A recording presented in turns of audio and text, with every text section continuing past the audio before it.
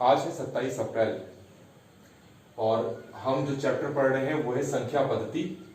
और आज का जो हमारा टॉपिक है वो है वास्तविक संख्याएं और उनके दशमलव प्रसार।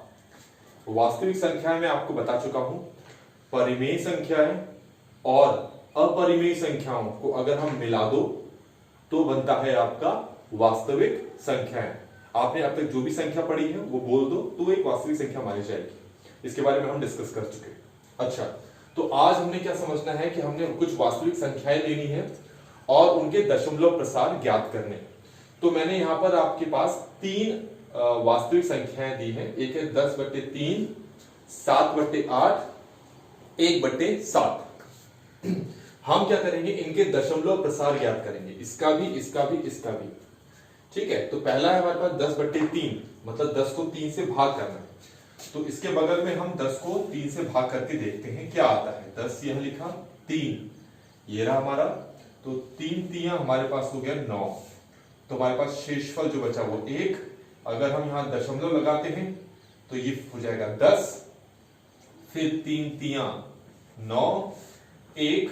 हमें पता है दशमलव लगाने के बाद जो भी शेषफल बचेगा उसके साथ हम 10, उसके साथ एक शून्य लगा सकते हैं। तो 3 तियां 9, 1, इसके साथ शून्य लगा सकते हैं हम। 3 तियां 9, 1 और फिर से 0 लगाओगे, फिर से 3 आएगा। तो आपने क्या देखा, आपने 10 को 3 से भाग किया तो हमारे पास जो संख्या आ रही है वो है 3.33333। ऐसे करते करते आपको 3 संख्याएं मिलती रहेंगी, मतलब संख्या की यहां पर पुनरावृत्ति रहेगी, लेकिन आपका शेषफल है कभी भी वो शून्य नहीं हो पाएगा। जब भी उसको शून्य बनाने की कोशिश करोगे फिर से आपके पास जो भागफल है उसमें 3 और आ जाएगा। तो ये हो गया 10/3 का दशमलव प्रसार, जो कि है 3.3333। ऐसे करते करते चलता रहेगा। ठीक है, हमारे पास अगली संख्या है 7/8। इसमें हमें 7 को 8 से भाग करना है। तो जो संख्या ऊपर लिखी जाती है अंश में, तो वो अंदर रखी जाती है और जो हर में होती है वो बाहर होती है। तो क्योंकि ये संख्या इससे छोटी है तो हम यहां पहले दशमलव लगा देंगे ताकि ये हमारे पास क्या बन जाए 70। अब 8 का पहाड़ा पढ़ेंगे। ठीक है, तो हमारे पास 8 से कितना होता है हमारे पास 64। 8 8 64।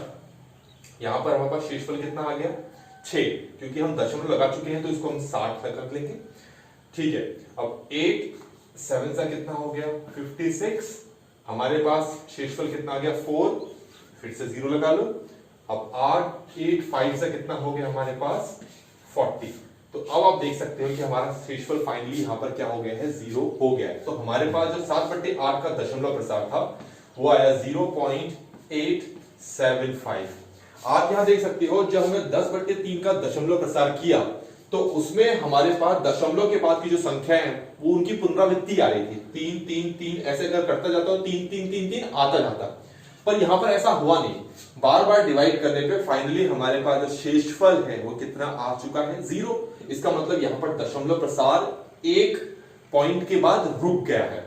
अब हम करते हैं 1/7, मतलब ऊपर, मतलब अंश को हम अंदर रखेंगे और 7 हमारा बाहर रहेगा। क्योंकि 1 इससे छोटा है तो दशमलव पहले लगा देंगे तो ये 10 हो गया। अब हम 7 एकम 7 लेंगे, माइनस किया तो कितना आया 3, क्योंकि दशमलव हम लगा चुके हैं तो ये हो जाएगा हमारे पास 30। तो 7 चक्को कितना हो गया आपका 28। इसको माइनस करें कितना आएगा 2, क्योंकि दशमलव लगा चुके हैं तो फिर से ये हो जाएगा हमारा 0। 7 दूनी ये कितना हो गया यहां पर 14, कि माइनस के तो कितना आया 6, 0 अपने आप लग जाएगा। तो 7 थे कितना आ गया 56, माइनस करेंगे तो कितना आएगा 4। अब 0 अपने आप लगा दोगे, फिर कितना होगा 7 5 से कितना आ गया 35, माइनस किया तो कितना आ गया यहां पर 5, ये 0 लग जाएगा। 0 लग, सॉरी यहां 0 नहीं लगेगा, 0 यहां लगेगा। 7 7 कितना हो गया 49, शेषफल कितना आ गया 1। तो फाइनली हमारे पास शेषफल कितना आ गया 1। अगर तुम इसको और डिवाइड करते जाओगे तो आपको पता लगेगा, देखो हमारे पास जो भागफल है वो क्या आया, 1 4 2 8 5 7। ठीक है, मैंने यहां तक सॉल्व किया है क्योंकि मेरे पास जो है शेषफल 1 आ चुका है। अगर मैं फिर से भाग करूं तो ये हो जाएगा 10। अगर मैं यहां अलग से करके दिखाऊं तो ये हो गया आपका 10 10। तो 7 एकम 7 3, देखो 1 आ गया, मतलब 7 के बाद फिर से मुझे 1 लिखना पड़ेगा, मतलब 0.14285 फिर से 14285 फिर से 14285। इस तरह से एक पर्टिकुलर जो संख्या है वो रिपीट होती जाएगी, मतलब उनकी पुनरावृत्ति होती रहेगी। यहां पर किसकी पुनरावृत्ति हो रही है, 3 की, इसलिए हम इसको इस तरह से लिख सकते हैं 3.3 बार, इसको बार बोलते हैं, मतलब जो संख्या बार बार रिपीट होती है उसके लिए हम ये वाला साइन लगा देते हैं। यहां पर बार बार डिवाइड करने पे कौन सी संख्या आपकी रिपीट होगी, 1.142857 1.142857, ये जो नंबर है ये फिर आएगा। तो इसका मतलब है 1/7 में दशमलव प्रसार हो गया, वो हो गया 0.142857, इन सब के ऊपर बार लग जाएगा। अच्छा, यहां पर हम देख सकते हैं कि हमारा दशमलव प्रसार रुक गया है क्योंकि शेषफल 0 हो गया था। तो यहां पर संख्या दशमलव के बाद किसी भी संख्या की पुनरावृत्ति नहीं हो रही थी, इसलिए यहां पर बार लगाने की जरूरत नहीं है।